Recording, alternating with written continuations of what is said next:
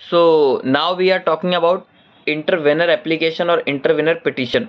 What is intervenor application and intervenor petition? अब intervenor क्या होता है? Intervenor means इंटरफेरेंस सुना होगा आपने कि इंटरफेरेंस क्या होता है. लाइक दो लोगों का झगड़ा हो रहा है एक पेन के लिए. समझ लो स्कूल में या फिर कॉलेज में किसी दो लोगों का झगड़ा हो रहा है कि ये पेन मैं लूँगा, ये पेन मैं लूँगा, ये पेन मैं लूँगा. तो आपका उसमें कुछ रोल नहीं है, लेकिन जो पेन के ऊपर ये कैप लगी हुई है ना, वो आपके पेन की है. तो दो लोगों के झगड़े में, वो दोनों के झगड़े में आप गए और बोले कि तुम लोग डिसाइड करो, तुम लोग झगड़ा करो, मुझे फ़र्क नहीं पड़ता, मुझे नहीं लेना देना है. लेकिन जब तुम लोग डिसाइड कर लोगे ना कि ये पेन किसका है, तो वो पेन का कैप मुझे दे दो, या तो मेरे को अभी के अभी मेरा पेन का कैप दे दो, बाद में तुम लोग डिसाइड करो कि ये तुम लोगे या पेन या तुम लोगे. उसको बोलते हैं इंटरफेरेंस. अब ये इंटरफेयर करना हुआ किसी दो लोगों के बीच में. वैसे ही होता है इंटरवेनर एप्लीकेशन, वही सेम चीज़ होता है.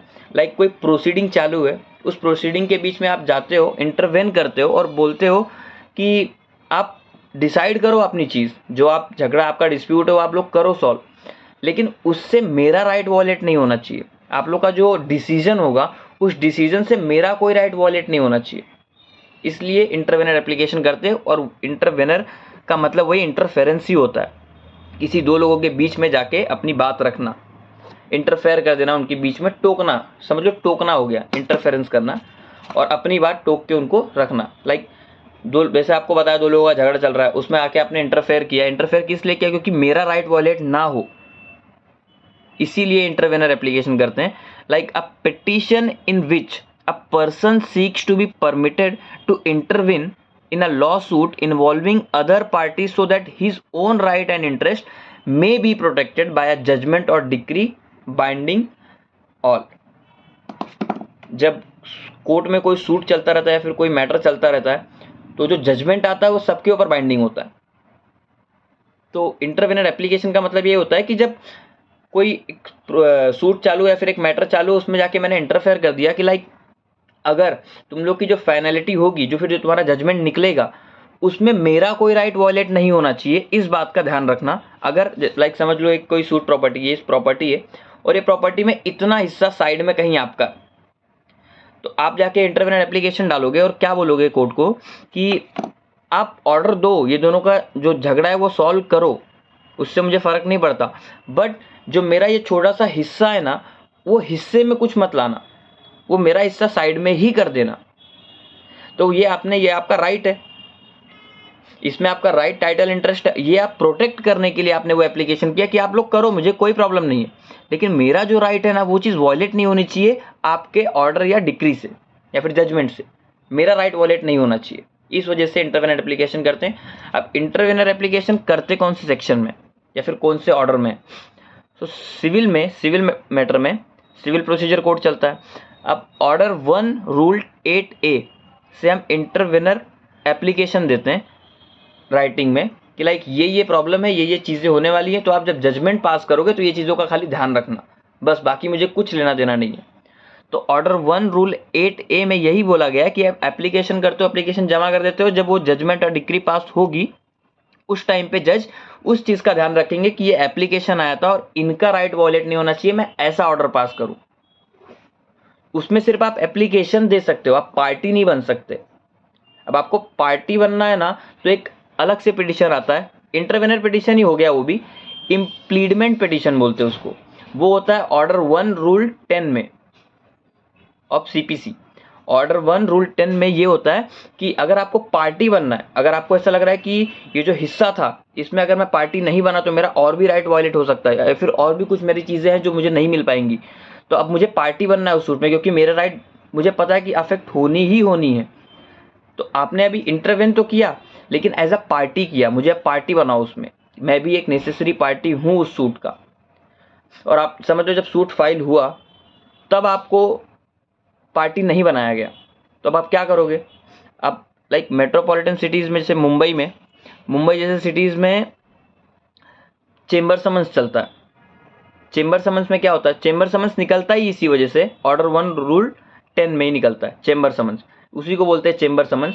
अब वो चेंबर समन्स में क्या होता है कि वो एप्लीकेशन होता है, काइंड ऑफ एप्लीकेशन। वो एप्लीकेशन में यही लिखा होता है कि मैं अफेक्टेड पार्टी हूँ, या फिर इस ऑर्डर या जजमेंट से जब ऑर्डर या जजमेंट होगा तो मैं अफेक्टेड पार्टी रहूँगा, तो मुझे पार्टी बनाया जाए इस सूट को। वो कोर्ट के ऊपर रहता है कि वो आपको आपका चेंबर समन्स अलाउड करती है या फिर रिजेक्ट करती है।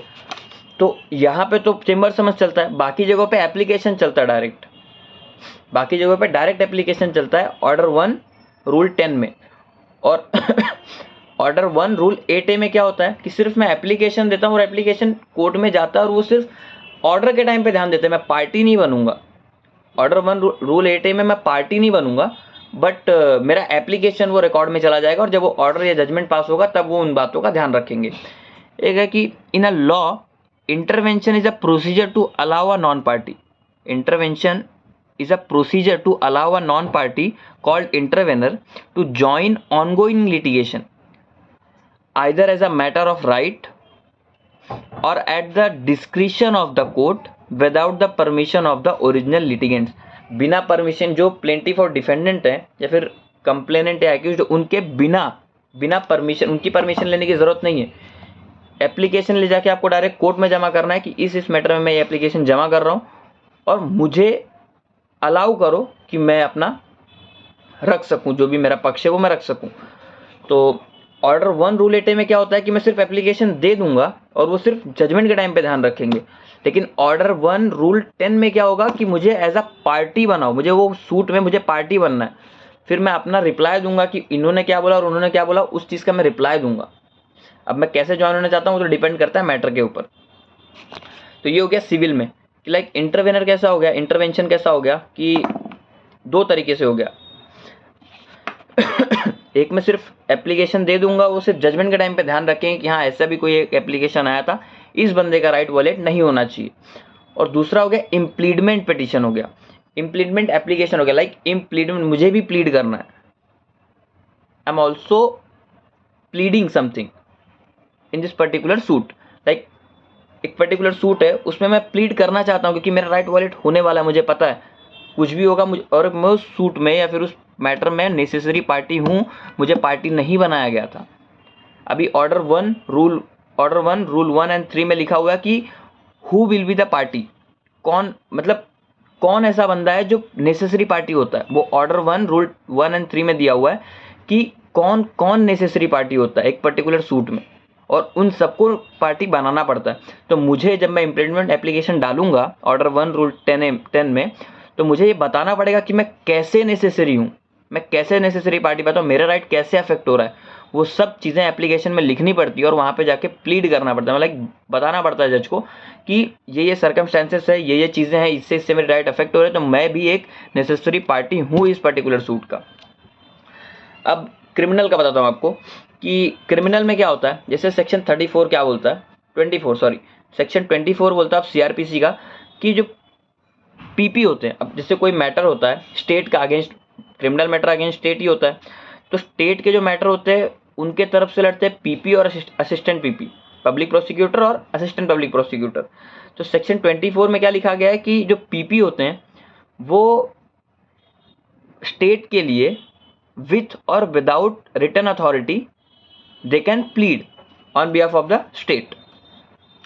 वो विथ और विद, लाइक वकालतनामा जो होता है ना, वो बिना वकालतनामा के भी खड़े हो सकते हैं स्टेट के साथ, स्टेट के लिए, ये दिया गया। लेकिन अभी सेक्शन 301 में क्या बोला है, सेक्शन 301 में भी सेम चीज बोला गया है कि तुम करो, तुम जो कंप्लेनेंट होता है उसकी तरफ से लड़ते हो, काइंड ऑफ स्टेट होता है कंप्लेनेंट। तो जो कंप्लेनेंट है अभी उन्होंने क्या किया, पीपी तो स्टेट की तरफ से खड़ा है, जो कंप्लेनेंट समझ लो। अब मैं क्या करूँगा, मैं बोलूँगा कि पीपी तो लड़ रहे हैं लेकिन मुझे ऐसा लग रहा है ना कि पीपी जो चीज़ें बोलनी चाहिए वो चीज़ें बोल नहीं पा रहे हैं, या फिर वो जो चीज़ें मुझे रखनी है वो चीज़ें रख ही नहीं पा रहे, मेरी बात सुन ही नहीं रहे। तो मैंने क्या किया, मैंने एक प्राइवेट एडवोकेट हायर कर लिया। अब उनको क्या बोला मैंने कि आप मेरी तरफ से आप लड़ो एज अ इंटरवेनर, इंटरविन करो उस मैटर में, और मेरी बातें भी जो मुझे चाहिए वो चीज़ें आप रखो। तो अब सेक्शन 301 क्या बोलता है कि इंटरवेंशन इज अलाउड, इंटरवेंशन जो है वो अलाउड है, लेकिन जो इंटरवेनर होंगे, जो एडवोकेट होंगे, वो असिस्ट करेंगे खाली, किसको, पीपी को या असिस्टेंट पीपी को असिस्ट करेंगे मैटर में। और आफ्टर एविडेंस, जब एविडेंस फाइल हो जाएगा उसके बाद इंटरवेनर को परमिशन मिलेगी कि जो भी तुमको बोलना है, जो भी तुमको एडिशनल कुछ बताना है, वो आप एक रिटर्न लिखो, रिटर्न में लिखो, वो चीज़ एक एप्लीकेशन में लिखो, जो भी चीज़ें तुमको बतानी और एक्स्ट्रा कुछ जो कुछ भी तुमको बताना है वो सारी एक्स्ट्रा चीज़ें उसमें लिखो एप्लीकेशन में और कोर्ट में दे दो। वो चीज़ें भी ध्यान में रखी जाएगी जब ऑर्डर या फिर जजमेंट होगा तब। तो ये लिखा गया 301 में। अब ऐसी चीज़, ऐसे इंटरवेंशन होता है क्रिमिनल मैटर में। क्रिमिनल मैटर में इंटरवेंशन मतलब लाइक मैं एप्लीकेशन तो फाइल किया लेकिन मुझे असिस्ट करना पड़ेगा पीपी, असिस्टेंट पीपी को। जो पीपी हैं, जो स्टेट के एडवोकेट हैं, गवर्नमेंट ऑफिशियल के एडवोकेट हैं स्टेट के, उनको मुझे असिस्ट ही करना पड़ेगा एज अ इंटरवीनर भी।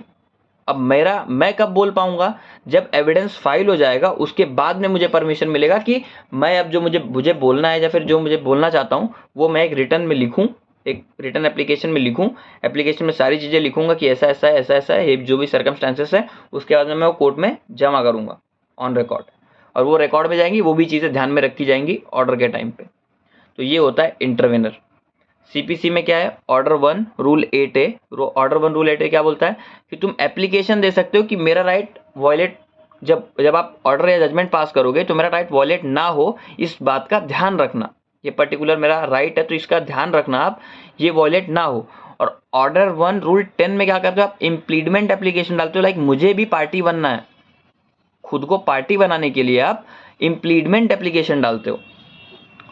और सीआरपीसी में तो बताया सेक्शन 24 और सेक्शन 301 में लिखा गया कि लाइक इंटरवेनर एप्लीकेशन अगर गया तो आपको असिस्ट ही करना है पीपी को, और एविडेंस के बाद आप अपना जो बात है वो एप्लीकेशन में लिख के आप दे सकते हो कोर्ट में।